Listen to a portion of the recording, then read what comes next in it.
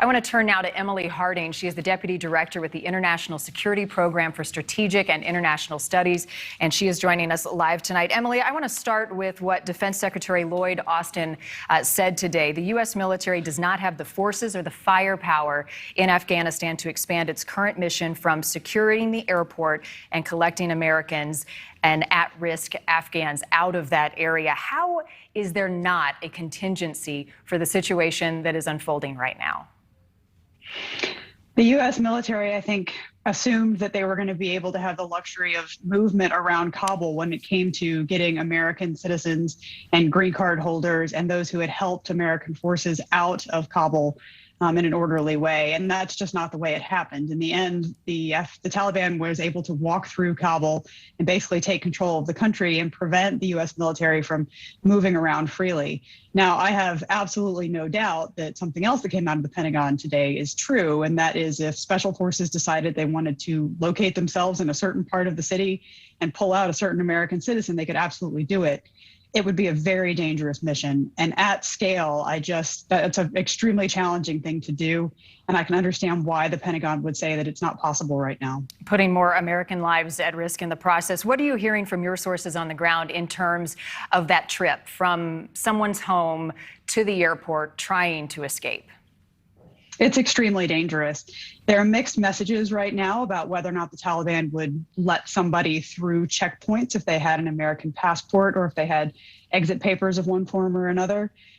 Some sources are saying that, absolutely, yes, they're letting people through, but then we're also getting scattered reports of checkpoints where they're not allowing folks through, where there's arrests or questioning or even beatings. And I can imagine that for some of these Afghan families, trying to run that gauntlet seems almost impossible. And talk to me about the fear, because I know you have people that you're in communication with there. What is going through their minds right now as they determine, is it safe to leave my house?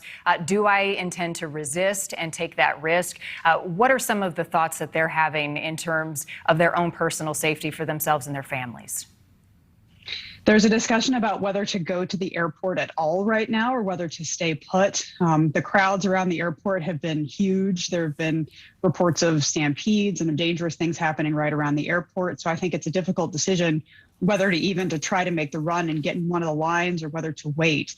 The American military is saying that we're going to keep moving planes in and out of the country as long as necessary to get all the American citizens out and to try to get as many people who helped the United States out as possible.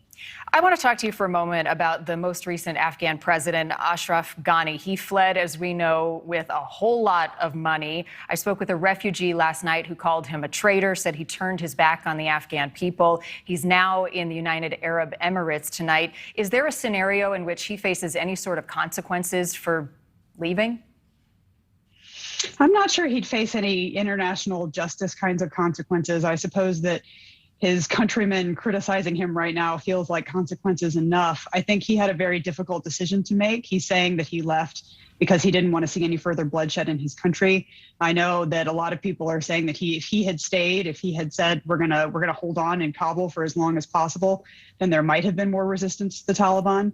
I think that kind of second guessing doesn't do anybody a lot of good right now, though. Former Afghan President Hamid Karzai is in talks right now with the Taliban on how to transition the government. Based on what you're hearing, what will that look like? I expect that it'll be a government very much on the Taliban's terms. They're in a position of strength to an extreme right now. They don't have a lot of incentive to negotiate. Karzai has proven himself a very capable deal maker in the past and may be able to convince them that he understands the international community very well and can tell them what the international community needs to see in order to allow the Taliban to be as a government. I expect those negotiations are going to be in-depth and long-term, but I expect that the final result is going to come out on the Taliban's terms. Watching it very closely tonight. Emily Harding, as always, appreciate your time. Thanks for coming back.